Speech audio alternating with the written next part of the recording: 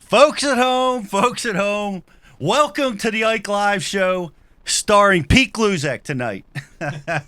Our boy Mike is, as many of you that watch the show probably know, he's down in Florida with the rest of the elite guys getting ready for the Bassmaster Elite on the St. Johns River. So he will be Skyping in with Ish and John Cruz. We'll be talking to Mike about that tournament.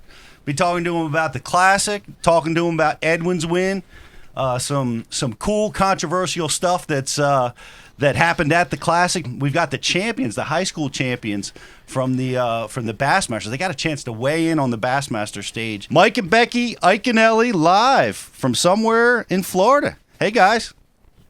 Hi. Yeah, it was Becky's birthday yesterday. Happy birthday, Beck. Happy birthday, Beck. Thank you. Yep. And this was her first present, was to get rid of the Grizzly Adams. Doing a little happy dance. You look like a small That boy, beer was Mike. awful. Did it have an aroma?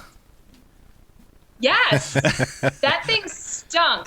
Because if you ever watch Mike when he's fishing or thinking or doing anything, he just strokes the beard. And so it just always had this weird, like, odor. No. Oh. Like a 10-day-old dish rag, It's- right? It smelled like a combo of liquid mayhem and It was Liquid Mayhem. And you know this guy sitting next to me right here. It's Shama. He caught Whoa. a 5-pounder. It was really a pound and a halfer. But it was 5 pounds. that's Giant. It's a donkey. So that's how the Iaconelli math is handed down through the years.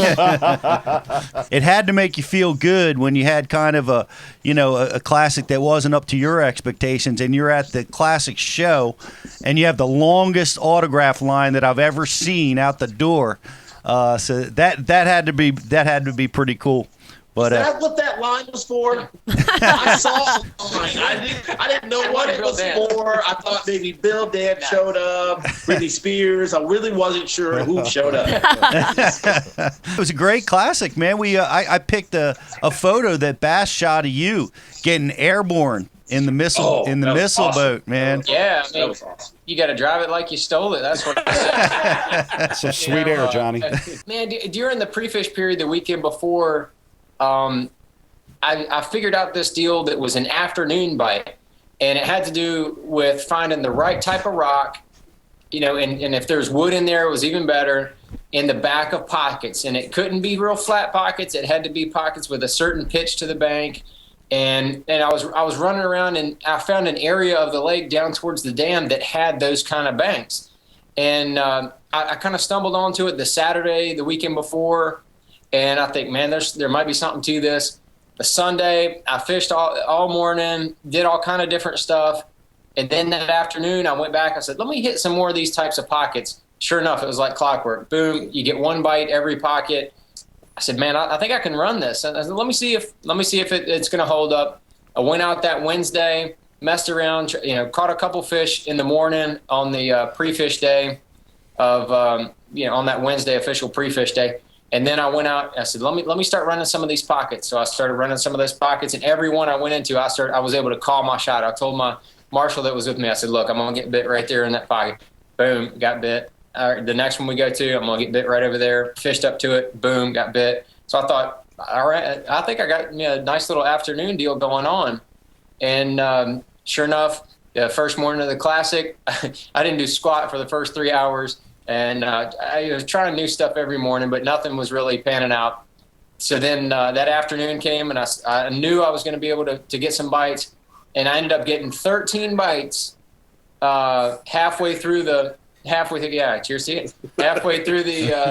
day, halfway through the afternoon. Got 13 bites, Wow. and only 3 of them hooked up with it. Wow. They were really short striking it bad. Wow. I was trying a bunch of different. I switched up baits, switched colors, slowed down my retrieve, trying a bunch of different stuff. And I was thinking, I keep getting bites. I'll get 5. And then sure enough, I looked down, and it was time to go. And so I hauled butt back in, and I only had 3. I was really disappointed. But then the next day, I made some adjustments. I switched to throwing the square bill more. I threw the Fat John a little bit more, and every fish that bit, I was able to catch them. So then I had a good bag that second day, jumped right up, and I thought, man, I could turn around and do this again tomorrow. And the third day, it didn't turn out like that. Mike talks about fishing the moment.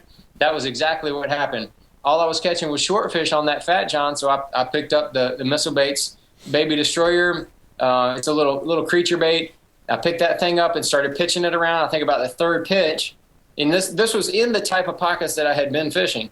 Picked it up, caught a 2-pounder. I thought, okay, maybe they're on this. So I started mixing it up, running around, and caught another one on that Baby Destroyer. And about the last hour and a half of the day, all I did was throw that Baby Destroyer. Had 5 bites, lost one big one. I would have had 13, 14 pounds or something, but nothing record breaking. But that tournament was meant for Edwin Evers to win. No man, kidding. all the stars lined up for him to win that deal. Yeah. And I was actually really happy for him. That dude is a hard worker. And anybody say what they want to about him, he's a really hard worker. And this is what kind of a guy he is. I went to the Champions Toast and was trying to congratulate him and just tell him, like, man, I know how hard you work. I'm out there from dusk to dawn like you, and you're the only one, there in the morning and there when I come back in, and that kind of a deal. And he wanted to turn it around on me. He said, so how'd your Missile Baits booth do? That's all he wanted to do. How'd your Missile Baits booth do? Did you guys do well? But yeah, we did. We actually did pretty well. We're trying to launch this headbanger jig, and he wanted to turn around on me. He said, all right, I was just curious, because I said, well, how'd your, Edwin Evers, how'd your pecans do? He's like, oh, we did really well, but nobody else is selling pecans. But there's a lot of bait companies there, and I was just curious at how you did. I'm like, well, his pecans were outstanding. That's just how he is. He's real humble, and he's a good guy. Hey, do you guys want to talk about some of the controversy at the Classic that went on out there?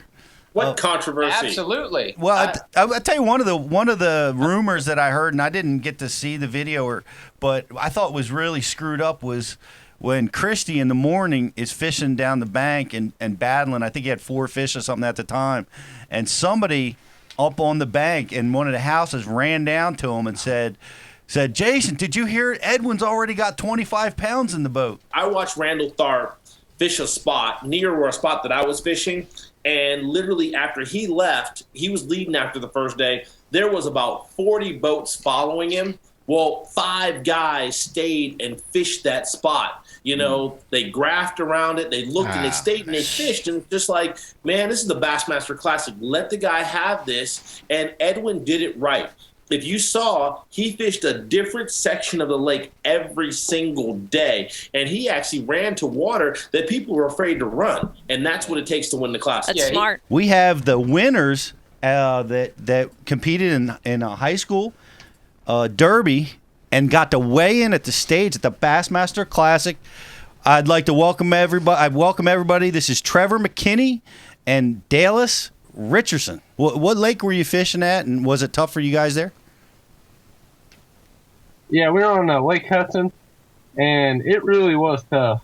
We pre-fished 4 days, and the first 3 days that we pre-fished, we only had 2 bites a day. Wow. And the water clarity was just terrible. I mean, they had 18 inches of rain, I think, a month before the tournament, and the water clarity is just like chocolate milk.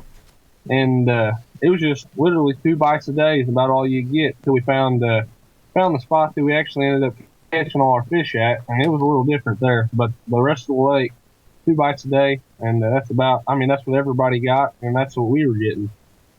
Well, what was different about that spot? What'd you guys figure out? Well, we went back in that creek, and the water was a little bit clear, and it was about an hour and 10-minute boat run from where we took off, and you had to idle quite a ways to get back there, and I don't think anybody else had touched back there. It was all fresh water. It wasn't pressured hardly at all. We just had the whole creek to ourselves.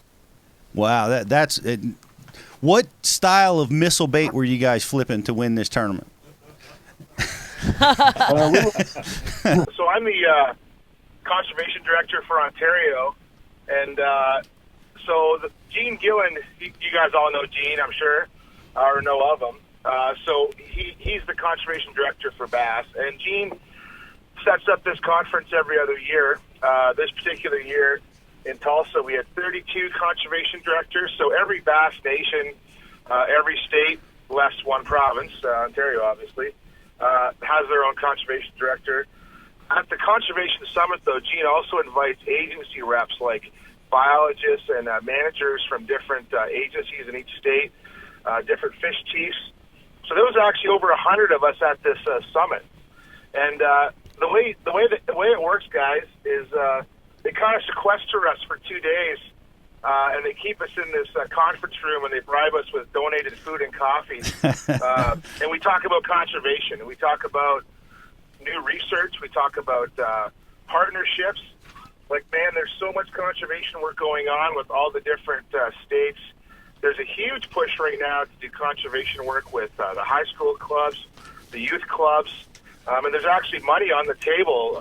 Some companies have really stepped up and offered money to groups if you want to partner with a high school club or a youth club to get some conservation projects off the ground. There's literally money on the table. So we talked about all of that, and it's really cool, too, all the various issues across the U.S. And Canada, because every region has their own sort of unique problems.